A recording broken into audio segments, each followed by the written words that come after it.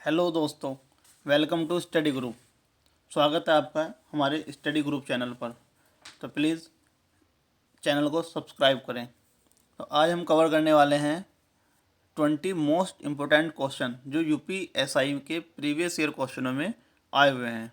चलिए, भारतीय प्रतिभूति एवं विनिमय बोर्ड सेबी को पूर्ण वैधानिक अधिकार कब दिए गए थे?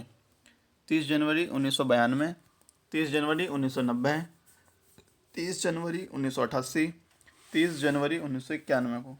तो इसका राइट आंसर है 30 जनवरी 1992 को जो हमारे सेबी दो था उसको पूर्ण वैधानिक अधिकार दिए गए थे।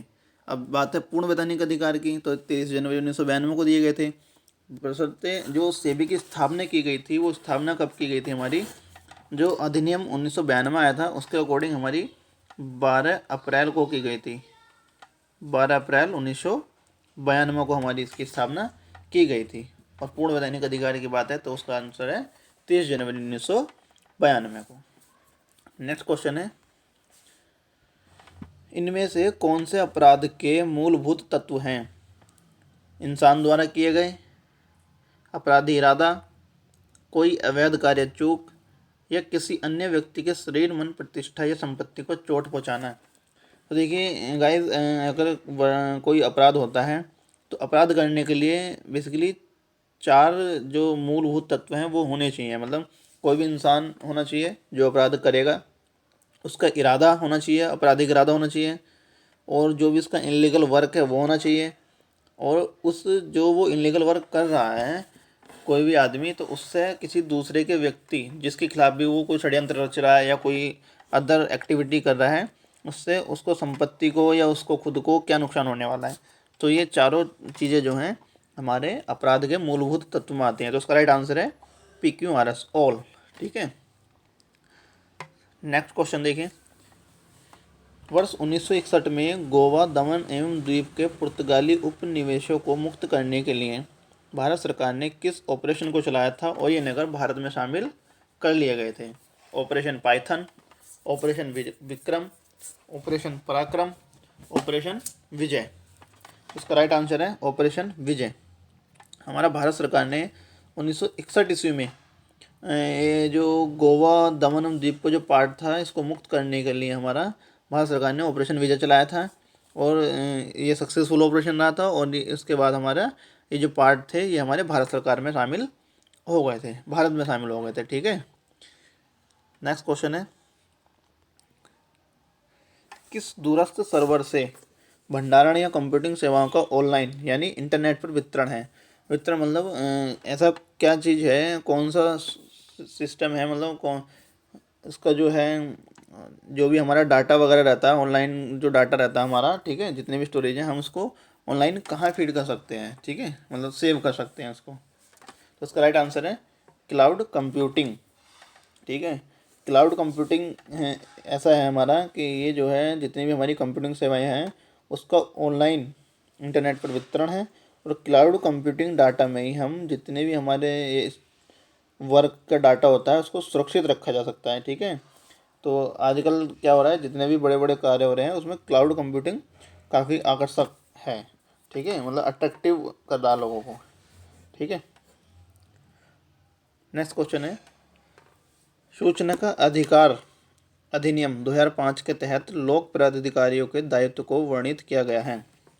धारा 6 का फर्स्ट, धारा 5, धारा 3, धारा 4। इसका राइट आंसर है धारा 4 का फर्स्ट। इसमें क्या है, जितने भी हमारे RTI है, जितने भी लोक प्राधिकारी हैं उनके दायित्व की बात की गई है धारा 4 के फर्स्ट में। ठीक है, तो RTI की बात की गई है। तो RTI क्या था? RTI हाँ, जो ये जो संसद में पारित हुआ था वो 12 मई 2005 को हुआ था।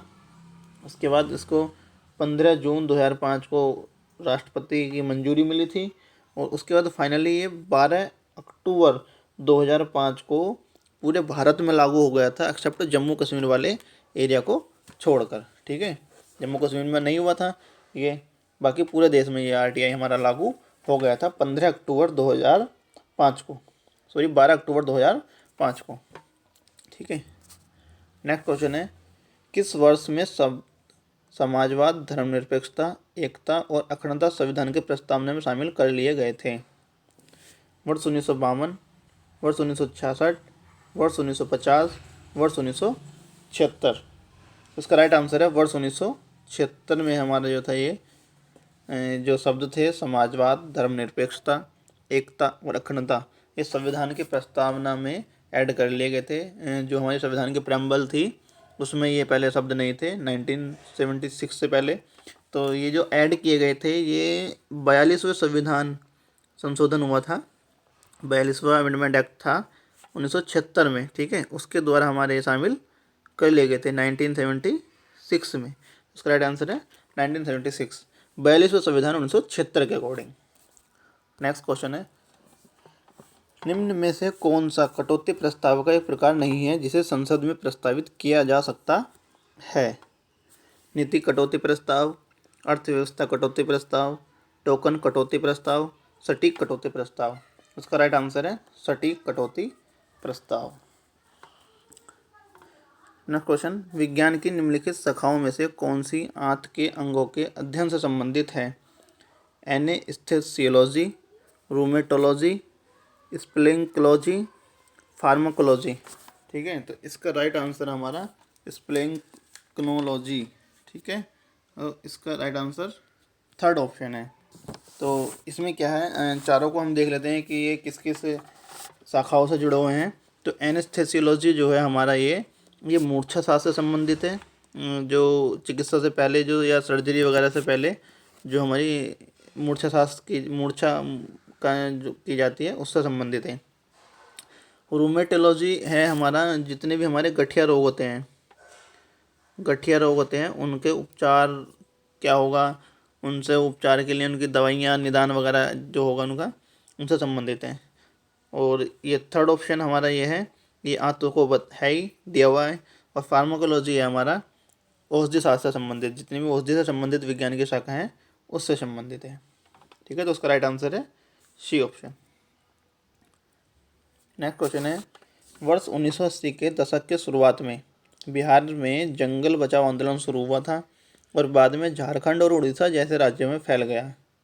जब बिहार सरकार ने प्राकृतिक शालवन के स्थान पर क्या फसल उगाने का फैसला लिया, जिससे सिंहभूम जिले के आदिवासियों ने सरकार के इस फैसले के विरोध करते हुए आंदोलन शुरू किया था? उसका राइट आंसर है सांगवान बागान। ठीक है, इसमें क्या हुआ था, जब वर्ष 1980 में हमारा बिहार में जंगल बचाओ आंदोलन शुरू हुआ था तो उस समय ये धीरे धीरे काफ़ी स्टेटों में फैला था, झारखंड उड़ीसा जैसे राज्यों में फैला था। तो तब क्या हुआ था, बिहार सरकार ने क्या किया था, प्राकृतिक जो साल वन थे उनके स्थान पर सागवान बागान जो उपजाने का फैसला लिया। तो उससे क्या हुआ, सिंहभूम जो जिले के आदिवासी थे जितने भी, ठीक है, जो सिंहभूम जिले में भी सारंडा पोड़ाहार एक प्लेस है, जगह है, उसके आदिवासियों ने क्या किया, सरकार के फैसले का विरोध किया और उन्होंने क्या किया, सीधे सीधे सागवान के जितने भी पौधे थे पहले उनको उखाड़ कर सीधी कार्रवाई शुरू कर दी। ठीक है, जो भी सरकार ने हमारा ये लगाए थे पौधे पौधे उनको उखाड़ दिया, उखाड़ने के बाद सीधे आंदोलन शुरू कर दिया, जो आंदोलन काफ़ी फेमस हुआ। 1980 का जो दशक था उसमें जंगल बचाओ आंदोलन चला था। ठीक है, ये तो इसका राइट आंसर है सांगवान बागान। फिनमा क्या है? Cinema award, Swiss financial market supervisory authority, farmer institution and management limited, ये world wildlife federation awareness program. तो फिनमा क्या है हमारी, ये एक Swiss financial market supervisor authority है।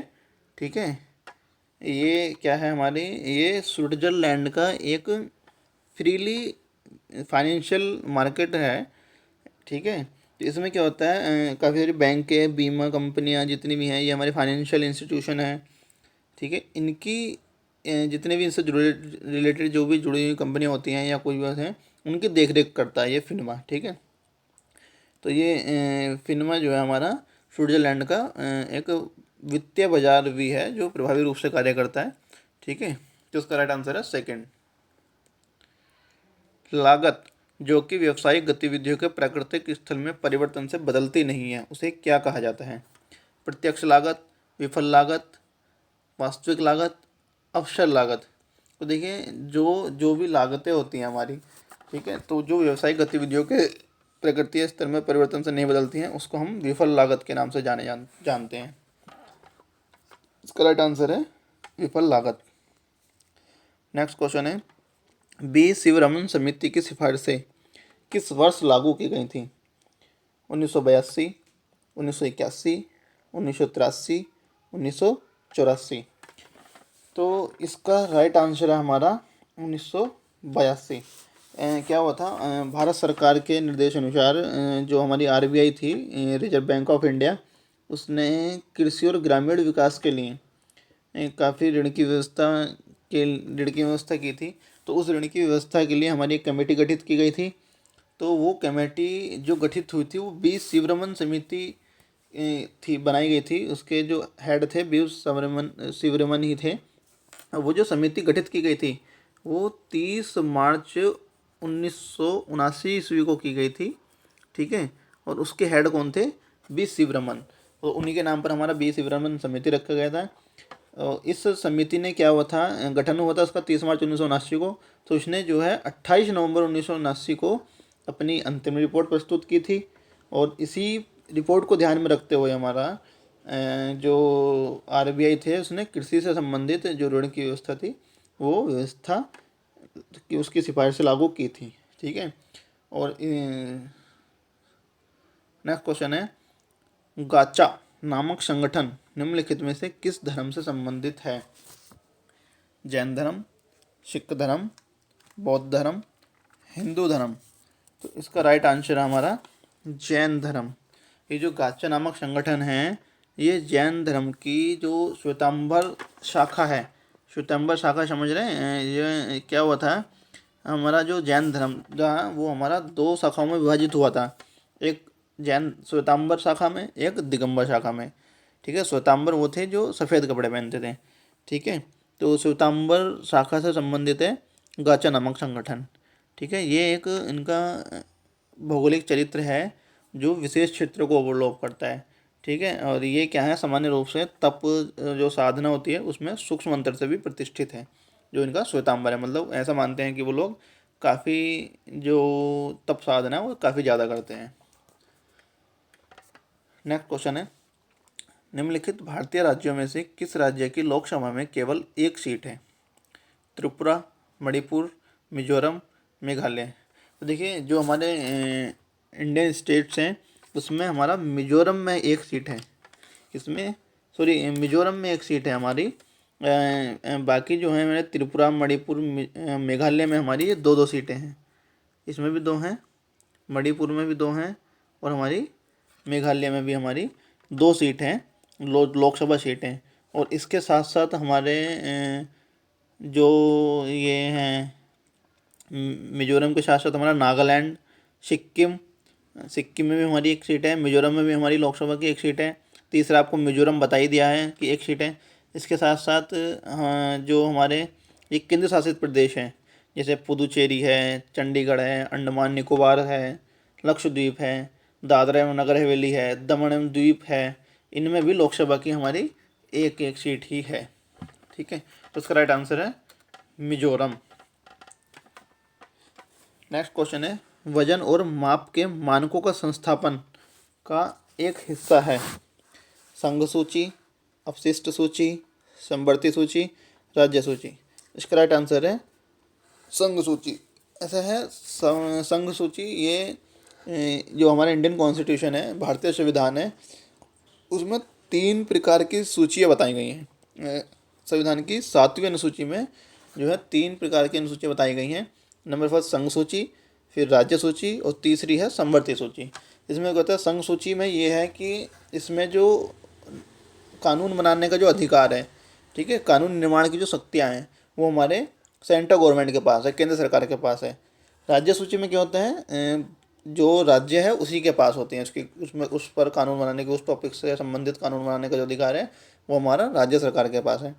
समवर्ती सूची में क्या होता है, समवर्ती सूची में हमारा संघ सूची मतलब संघ भी वो बना सकता है उस पर कानून, और हमारा स्टेट भी कानून बना सकता है। मतलब दोनों के पास जो है उसके कानून निर्माण की शक्तियाँ हैं। तो वजन और माप का जो संस्थापन है वो एक हमारा संघ सूची का हिस्सा है। नेक्स्ट क्वेश्चन है, जब भारत सरकार अधिनियम 1935 अधिनियमित किया गया था तब भारत का गवर्नर जनरल कौन था? तो उस समय हमारा भारत का जो गवर्नर जनरल था वो लॉर्ड विलिंगटन था। ठीक है, तो 1935 में हमारा ब्रिटिश द्वारा एक अधिनियम आया था, अगस्त 1935 में आया था ये, अगस्त 1935 में। ठीक है, तो ये क्या था, इस अधिनियम का जो मुख्य पर्पस था, जो उद्देश्य था हमारा, वो क्या था, जो भारत गवर्नमेंट थी उस टाइम, भारत सरकार थी, उसको ब्रिटिश सम्राट का अधीन लाना था। ठीक है, तो जो अधिकार का जो सोर्सेज था वो भी हमारा ब्रिटिश सम्राट थे। तो उस समय क्या था हमारा, जो भारत का गवर्नर जनरल था वो हमारा लॉर्ड विलिंगटन थे। तो राइट आंसर है लॉर्ड विलिंगटन। नेक्स्ट क्वेश्चन है, घोष वाक्य हमारी जनगणना हमारा भविष्य निम्नलिखित में से किस वर्ष में की गई जनगणना का घोष वाक्य था? मतलब जो कहते हैं ना एक तरह की कि इसकी थीम क्या थी, मतलब कि ये जो 2011 की जो जनगणना थी, ठीक है, 2011 की जनगणना का जो हमारा जो इसका एक वाक्य था, वो वाक्य था हमारी जनगणना हमारा भविष्य। तो 2011 की जो जनगणना थी वो हमारी डॉक्टर थे एक सी चंद्रमौली, ये हमारे भारत के महारजिस्ट्रार व जनगणना आयुक्त थे डॉक्टर सी चंद्रमौली। उन्हीं के निर्देशन में हमारी वर्ष 2011 की जनगणना की गई थी। ठीक है, और जनगणना 2011 का जो शुभंकर थी वो एक प्रगणक शिक्षिका थी। ठीक है, प्रगणक शिक्षिका थी, और इनका ही इसका आदर्श या जो घोष वाक्य बोल सकते हैं, हम आदर्श वाक्य भी बोल सकते हैं, वो था हमारी जनगणना हमारा भविष्य। कब? 2011 जनगणना के अकॉर्डिंग। नेक्स्ट क्वेश्चन है, अंटार्कटिका का सबसे ऊंचा शिखर कौन सा है? अंटार्कटिका का जो सबसे ऊंचा पर्वत शिखर है वो है विंसन मैसिव। ठीक है, तो ये हमारा सबसे ऊंचा शिखर है अंटार्कटिका का। इसकी जो ऊंचाई है वो लगभग 4892 मीटर है। ठीक है, इसके अतिरिक्त जो हमारा कॉस्को, ये हमारा कॉस्को पर्वत है, वो भी हमारा लगभग ऑस्ट्रेलिया में स्थित है। ठीक है, और इसकी ऊंचाई लगभग हमारी 2228 मीटर है। किसकी? कॉस्कुस की 2228 मीटर है हमारे कॉस्को पर्वत की। और थॉमस पर्वत भी हमारा अमेरिका में है। थॉमस पर्वत की जो हाइट है हमारी वो 3450 मीटर है। और एल्ब्रस जो पर्वत है वो हमारा यूरोप में स्थित है। एल्ब्रस पर्वत कहाँ पर है? यूरोप में। उसकी हाइट है 5642 मीटर के समथिंग हमारी उसकी हाइट है। तो जो अंटार्कटिका का सबसे ऊंचा पर्वत शिखर है वो विंसन मैसिव ही है। यहाँ इसका एक ही पर्वत का नाम दिया गया अंटार्कटिका का, 4892 मीटर। बाकी एल्ब्रस पर्वत जो है वो हमारा यूरोप में है। कॉस्को जो पर्वत है वो हमारा ऑस्ट्रेलिया में है। थॉमस पर्वत जो है वो हमारा कहाँ पर है? अमेरिका में। ठीक है, और विंसन मैसिव हमारा अंटार्कटिका में। मानव अधिकारों की सार्वभौम घोषणा की मसौदा समिति के अध्यक्ष कौन थे? B.K. Menon, Winston Churchill, Eleanor Roosevelt, John Peters Humphrey. तो इसका राइट आंसर है एलेनोर रूजवेल्ट।